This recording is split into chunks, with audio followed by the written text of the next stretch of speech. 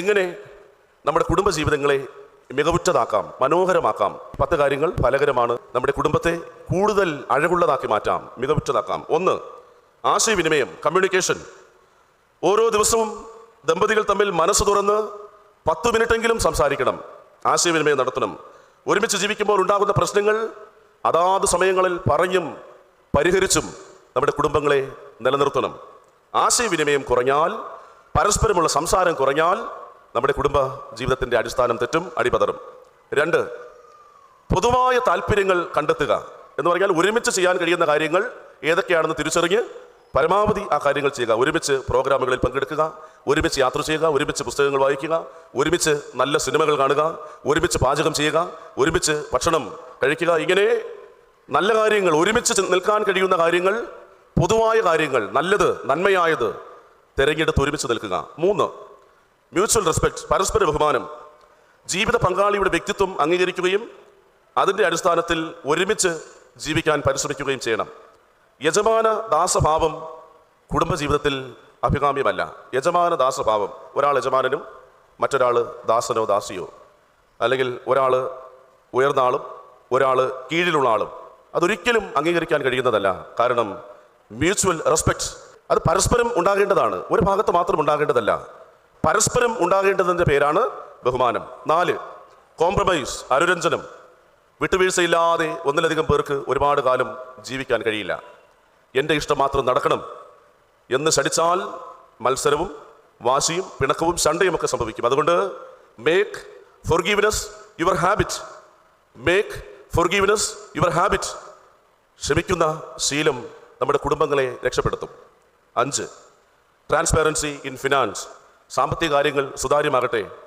അന്യോന്യം വിശ്വാസം വളർത്തിയെടുക്കുന്നതിന് വരവിനെക്കുറിച്ചും ചെലവിനെക്കുറിച്ചും സാമ്പത്തിക ഇടപാടുകളെക്കുറിച്ചും ഭാര്യയും ഭർത്താവും അറിഞ്ഞിരിക്കണം. രണ്ടുപേരും അറിയുന്ന ഇടപാടുകൾ മാത്രമേ കുടുംബജീവിതത്തിൻ്റെ നന്മയ്ക്ക് ഉതവുകയുള്ളൂ. അല്ലാതെ ഒരാൾ വരുമാനം നേടുകയും അയാൾ തന്നെ സൂക്ഷിക്കുകയും അയാൾ തന്നെ ചെലവാക്കുകയും ചെയ്യുന്ന ഒരു ഏകാധിപത്യ ഭാവം കുടുംബങ്ങളെ താറുമാറാക്കും. 6, relationship with other family members. മറ്റ് കുടുംബാംഗങ്ങളുമായി നല്ല ബന്ധം സൂക്ഷിക്കുക. അല്ലേ, മനുഷ്യൻ അപ്പനെയും അമ്മയും വിട്ട് ഭാര്യയോട് പറ്റിച്ചേരും എന്ന് പറഞ്ഞാൽ വിവാഹം കഴിയുന്നതോടുകൂടി അപ്പനെയും അമ്മയും വിട്ട് ഉപേക്ഷിച്ച് മാറുക എന്നതല്ലേ അർത്ഥം. വിവാഹം കഴിയുന്നതോടുകൂടി കുറെ കൂടി മാതാപിതാക്കളോടുള്ള ഉത്തരവാദിത്വം വർദ്ധിക്കുകയാണ്. അത് പുരുഷൻ്റെ മാതാപിതാക്കളോട് മാത്രമല്ല, സ്ത്രീയുടെയും മാതാപിതാക്കളോട്, ഇരു മാതാപിതാക്കളോടുമുള്ള ആത്മബന്ധം നമുക്ക് തുടരാൻ കഴിയണം. പരിധിയിൽ കവിഞ്ഞ് മറ്റുള്ളവരുടെ ദാമ്പത്യ ജീവിതത്തിൽ ഇടപെടുന്നത് ദാമ്പത്യ ജീവിതത്തിൽ വല്ലാതെ വിള്ളലുകൾ സംഭവിക്കും. മക്കൾ കുടുംബസ്ഥരായാൽ, മക്കൾ വിവാഹിതരായാൽ പിന്നെ മാതാപിതാക്കൾ അമിതമായി നിയന്ത്രിക്കാൻ പോകുന്നത് അപകടമാണ്. പ്രായപൂർത്തിയായവരാണ് വിവാഹം കഴിക്കുന്നത്. മക്കൾ വിവാഹിതരായാൽ മക്കൾ എന്തൊക്കെ ചെയ്യണം, എവിടെയൊക്കെ സഞ്ചരിക്കണം, ഏതൊക്കെ തീരുമാനങ്ങൾ എടുക്കണം, എന്തൊക്കെ കാര്യങ്ങളിൽ ചെലവിടണം എന്നൊക്കെ മാതാപിതാക്കൾ നിശ്ചയിച്ചു കൊടുക്കുന്നത് നല്ലതല്ല.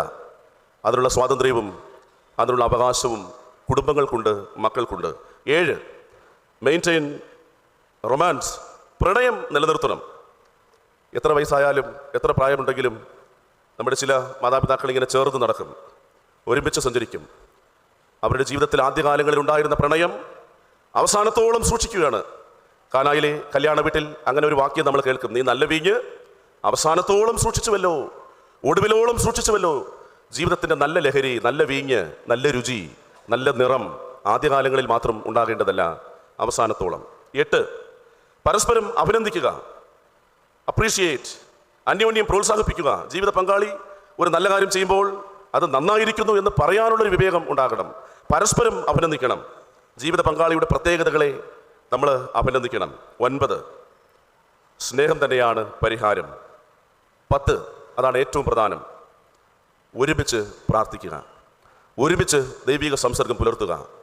കഴിയുന്നിടത്തോളം ഒരുമിച്ച് ദൈവിക സംസർഗം പുലർത്താൻ കഴിയുക. 10 കാര്യങ്ങൾ വളരെ നിസ്സാരമെന്ന് നിത്യജീവിതത്തിൽ നമ്മൾ ഒരുപക്ഷെ ഇതിൽ പലതും ചെയ്തുകൊണ്ടിരിക്കുന്നതാകാം, അല്ലെങ്കിൽ പല കാര്യങ്ങളും ചെയ്യാൻ പരിശ്രമിക്കുന്നതാകാം. ഏതായാലും കുടുംബങ്ങൾ വല്ലാതെ ഉലയുന്ന കാലത്ത് നമുക്ക് തിരുത്താനും തീരുമാനങ്ങൾ എടുക്കാനും നമ്മുടെ കുടുംബത്തെ സമർപ്പിക്കാനുമൊക്കെ കഴിയുമ്പോൾ നമ്മെക്കുറിച്ചുള്ള ദൈവത്തിൻ്റെ പദ്ധതി അനുഗ്രഹമായി ഭവിക്കുകയും ചെയ്യും. കുടുംബജീവിതം, വിവാഹം ഒരു ദിവസത്തെ ആഘോഷമല്ല, ആജീവനാന്ത ആയുഷ്കാല ബന്ധത്തിൻ്റെ ദൈവിക ഉടമ്പടിയാണ്.